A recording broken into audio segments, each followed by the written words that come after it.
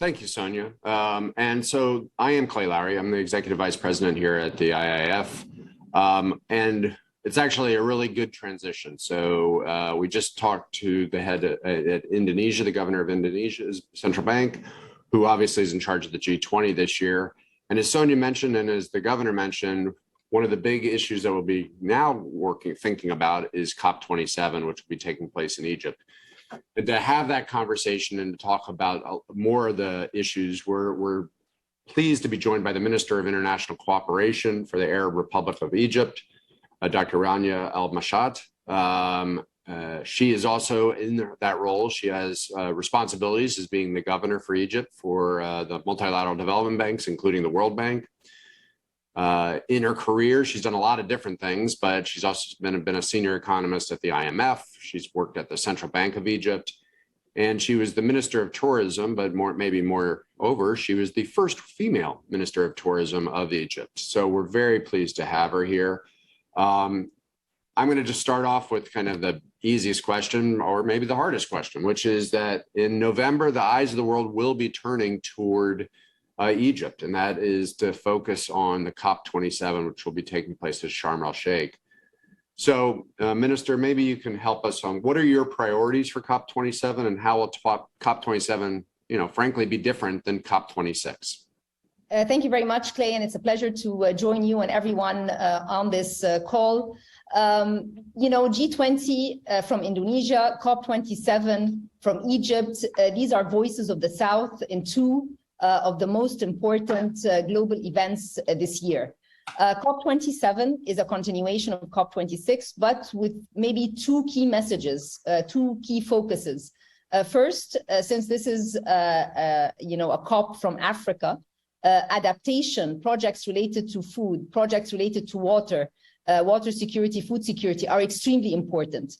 Projects that add to the resilience of the economy and also weave in the concepts of loss and damage. That's one key message. The other one is we want this to be an implementation COP. We saw at Glasgow lots of commitments taking place, and actually we applaud what happened there in terms of the private sector being so engaged, whether it's through the GFAN's commitments or philanthropies, etc. So the point is, how can we make these pledges see their way on the ground in countries so that it's an implementation COP? These are the two key messages that we are trying to push for, and the work over the past several months have been directed towards trying to collate the multi-stakeholders related to climate action around these two topics. Well, thank you very much. And I think that's a great point you made about we wanted to see it, I wrote it down, which is an implementation COP, right? So it's not just talking to each other, and sometimes the negotiations are obviously very important, but how do you actually then do implementation? So, and that's a theme that we're been hearing about, I think, from a variety of speakers already this morning from different parts of the globe, which is that climate investment flows are short of where they need to be to try to get global warming under control. And that challenge is even a greater challenge in emerging markets. So maybe from an implementation and obviously the policy framework, of course, but what needs to be done to scale up those cross-border investment flows to kind of deal with basically to have an action plan? How do you see that? Clay, you mentioned something very important. You mentioned negotiations. And for those who have not been at COP, there's a negotiation track where countries sit together and try to figure out how much of the commitments need to be made and more commitments to be done. And then there's everyone else. In this everyone else space, there's the private sector, there's the governments, there's the CSOs, there's the philanthropies, and everyone together, and of course the multilateral development banks and international financial institutions, trying to figure out what needs to be done and how everyone can be included in the discussion related to climate action. Two things related to implementation. Each and every stakeholder has responsibilities to be done so that we can see implementation. If I'm talking about government, regulations need to be changed, creating an enabling environment to crowd in the private sector, for instance. If I'm talking about the multilateral development banks, availing more concessionality and grant components to crowd in the private sector. And we just heard from Governor Perry about innovative financial tools, blended aspects of finance, so that there's a role for multilateral institutions. And then, of course, we have the private sector. What is the ask of the private sector to be able to come in and contribute to climate action? So taking each and every stakeholder, diagnosing what is it that's holding us back from the implementation agenda. We put together, working on that, and it's going to be launched during Finance Day at COP, which is November 9th, Sharm el-Sheikh Guidebook for Just Financing. What do we mean by just financing? And who are the stakeholders that are involved in trying to move countries into the just financing? And what is the role of each and every stakeholder? Plus, within this guidebook, we do a diagnosis of the climate landscape. How much money has been going to which regions? One of the excuses that you will always hear, Clay, is that, these are the pledges, but by the way, countries are not ready with investable projects or bankable projects are not there. Countries would tell you we need technical advice and capacity building to be able to present these projects for implementation. So there's a demand and a supply question that need to come together. So the guidebook provides some guidance on that. Plus, COP presidency, Egypt has been organizing with the high-level champions regional roundtables, 5 regions from Bali, from Addis, we're here in Beirut, and there's one coming up, and there was one in the Caribbean, and there's one coming up in Geneva. So the 5 areas, regional areas, and the point is that countries in the different regions present investable projects so that we can push this implementation message. For us as Egypt, and given that we are the president of COP, we wanted to draw a practical example. So we launched Egypt's country platform for the nexus of water, food, and energy. Nexus of water, food, and energy in Arabic is pronounced as Nuwafi. Nuwafi means fulfilling pledges. This country platform includes projects related to adaptation and mitigation, projects which are investable, projects that include the support of the international community. There was a very important meeting in Cairo last week, the Egypt International Cooperation Forum. We had Secretary Kerry, we had Mark Carney, we had Amina Mohammed, we had the head of EBRD and other multilateral institutions. The point is, how do we bring everyone together? As I mentioned, there are many stakeholders in the climate action, and each one of them working with the Egyptian government to make sure that we move from pledges to implementation on a country-led platform that is drawn from a 2050 climate agenda. So we're trying to showcase an example, a replicable country platform. All of us know from the South African experience last COP that there is the JETP model, which is the Just Energy Transition Platforms, which is a G7 initiative for the carbon users in the world. In our case, we wanted to show that a country-led platform can mobilize as well finances, and that we can showcase adaptation, which is extremely important, and private sector engagement in food security and water security projects, as well as energy and mitigation projects. So this is how we're trying to showcase through the guidebook and also through Egypt's country platform for the Nuwafi program. So, well, first of all, that sounds really exciting. And also, let me just say, I'm looking forward to hearing more about WNEFI and also having help making sure I know how to spell it correctly. But but I think it sounds like an excellent word that brings together what is very helpful for this for the COP27 program. So let me talk about a couple of the trickier issues that we're facing, and that maybe you have some thoughts on them. One is is basically kind of the overall environment or the overall world economic situation. So there's a number of countries, particularly in emerging market countries, and particularly even more vulnerable countries, frontier markets, some people would call them, where food insecurity, energy insecurity has risen. A lot of it driven by what's happened because of Russia's invasion of Ukraine. And then some of these countries have pretty large debt distress. Just this week, in fact, actually yesterday, we came out with our global debt monitor, and it talks about kind of some of these countries and how they're getting into trouble. Obviously, you're trying to address sustainable finance, climate change, et cetera. That takes fiscal space. But at the same time, your fiscal space is also being eaten up by some of these other demands. Are there implications for the emerging markets' ability to focus on these issues? You're a former IMF person, you know these issues well. How do they kind of deal with, you got debt distress, you have food insecurity, but at the same time, you need to figure out climate finance and sustainability overall? Thank you, Clay. A few thoughts, and I'll put it in a framework.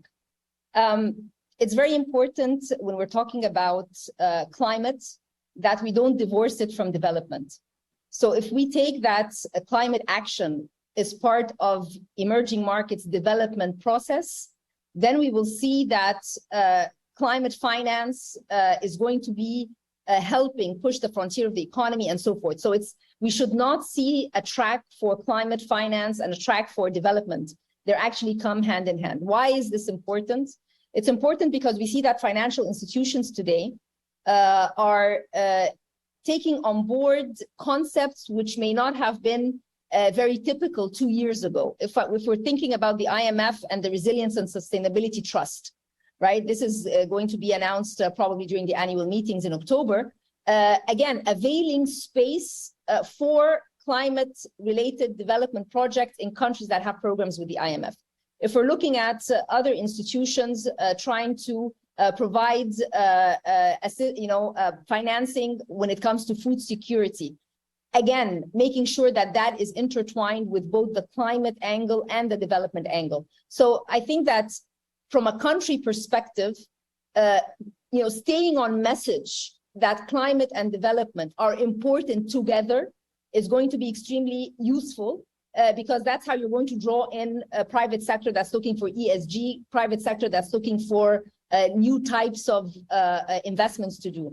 The other point, which is also quite important in this context, today you're also hearing of debt swaps that are related to projects involved in climate action or projects that actually create more energy efficiency or water efficiency. So we need to take a look at these modalities because that is also going to free fiscal space and help address the distress, but at the same time, not put a blind eye to the climate agenda, which everybody wants to push. So I think, what is very useful from Glasgow till today is the narrative on climate action has been upped a little bit more.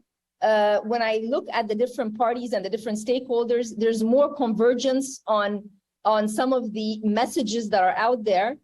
And if we are, as you mentioned, at a very tough economic backdrop, a very tough global economic backdrop, we need to also be innovative in how to address it. So these debt swaps related to sustainable projects and projects related to climate, the multilateral development banks also trying to add more conditionality so that this fulfillment of commitments to implementation is activated and accelerated more because there's no urgent time than now to be able to see this money make its way to countries because of the unemployment and because of the contraction that's happening in the economy. And that's why in our example, and the way to pronounce NWFI, it's NWFE. So the NWFI program is providing that example. It's saying that even though we have short-term issues, which eventually will subside, we're not forgetting the longer-term objective. And that longer-term objective has climate and development intertwined. And that's why when we are presenting this to the international community and to the private sector, we're bringing the stakeholders together and trying to create that financing which has different, different tools. And that's, again, an example of how to address the very tough global economic context. But anyways, there will be a COP, and there will be another COP, and there will be other issues that come up, and we need to adapt and adjust, but stay on message and try and be as innovative as possible. Okay, that's a terrific. And so let's, again, I'm going to keep going at some of the vulnerabilities, right? And so I'm going to hit on maybe the different actors. All right, so one actor is obviously the countries themselves. And so, and you've seen this, I'm sure, is a critique or a criticism that is out there is, how do these countries improve their investment climate or their investment environment so they can mobilize private capital, so more people, more investors will want to put money in? And that's been a problem, you know, for a while in a number of countries. And now we're trying to do this in terms of emerging market climate finance. So how do they, is there a way for either COP27 or the institutions to help countries improve their climate, their investment climate, or do the countries just kind of need to do that themselves? You know, in this space, experience sharing is very important, because there are success stories out there, and we don't need to always reinvent the wheel. We can take, you know, a programmatic approach, make sure that a successful example in one country can be replicated, because most of the examples that work are done with the international community. You know, projects with the African Development Bank, projects with the European Investment Bank, or the European Bank for Reconstruction and Development. So always development partners, be it bilateral or multilateral, are engaged in countries, whether they are in agricultural projects or water projects or energy projects. So how did a country be successful in identifying what needs to happen on a structural front to be able to open up the space for private sector engagement and for climate finance to make its way? These are all very important to be told, to be showcased, and that's what we try to do in the Sharm el-Sheikh Guidebook. Egypt was also the only country in the Middle East and Africa to issue a green bond, and the green bond was earmarked against green projects, which included energy, sustainable transport, water desalination. So there are important examples to be shared. So we should not put a big menu and scare everyone. We should take it, bit by bit, focus on what worked, leverage on what worked, see it in more than one place, and move on. I think that's the approach that we have taken as a country, and that's the approach that we're trying to also push as a COP presidency. And I like your point about we're not trying to scare anybody.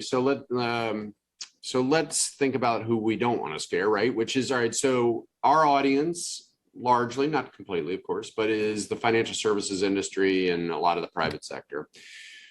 So what is your message to the private sector coming into COP27? Is there something that you'd like to see from the private sector or the financial services industry that would be helpful to what you're trying to achieve there and beyond, of course? The private sector is key in this discussion, and let me refer one more time to the Egypt International Cooperation Forum last week. It also had ministers of finance, economy, and environment from Africa, and there's a communique that came out of it. This communique represents the ask of the African nations from COP and from the global community. If you take a look at the communique, it lists almost what any emerging or developing economy would want or need to be able to push its climate action. And within the communique, the emphasis on the role of the private sector is centered. And the role of the private sector can be multiplied if the grant component and the concessional component from the multilateral development banks is availed. Philanthropy plays also an extremely important role, because as we are trying to move projects into the investable space, sometimes at the very beginning, you need an initiation of capacity building or an initiation of a grant element. Philanthropy can provide that. And by doing that, you crowd in the private sector. So it's really a collective effort. Private sector has to be there. It's part of the discussion. We as a country, not as a COP presidency, are very much engaged within the NWEFI program with private sector companies, local and international. And we are saying that we do not want to move on the climate action agenda with more debt. We want to move with the private sector that's able to finance at reasonable rates that reflects the spirit of COP meetings, which is that concessional finance is part and parcel of the climate agenda. Okay, thank you. I know we're right at time, so I'm going to try this real quick. You hit on it in your last answer, and I'm going to kind of take advantage of the fact that I know you also sit on the board of the World Bank. And you got to it, and I was going to ask it, and now I'm going to ask it even though I'm over time, and so I'll just do it anyway.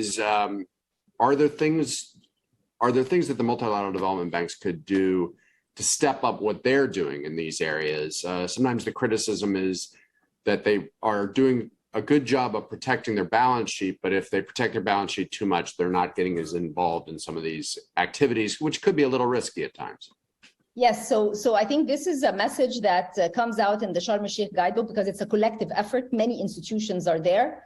And I think my message to them is the acceleration of action. There needs to be a faster way for countries to access. In our case, because of the history and the size, it's happening. But for other countries, it may not be as swift and as immediate, given all the caveats that's related to it. So if I have a plea, and this we mentioned during the spring meetings, we'll mention again during the annual meetings, in the G24 sessions and also development committee, is the speed by which the climate as well as development assistance needs to make its way to the countries. Thank you very much, and thanks for a quick answer. And now my people won't be so mad at me. Dr. Can I just conclude by one thing? Oh, please. Let's NOEFI together. So this means let's move from pledges to implementation together. Let's NOEFI together. Let's NOEFI together. I love it. All right. So Dr. Rania and Mashat, thank you very much. And I know you're on the road too. You're not even in Egypt. So thank you for doing this on the road. And we are going to, first of all, we thank you very much for doing this. We know how busy you really are. We're going to be moving at the top of the hour from Northern Africa down to Southern Africa, where I think my colleague Sonia Gibbs will be having a conversation with Sim Shabalaba. He is the Chief Executive Officer at Standard Bank down in South Africa. So from Northern Africa to Southern Africa, from government to the private sector, hopefully we're trying to cover as many bases as possible today.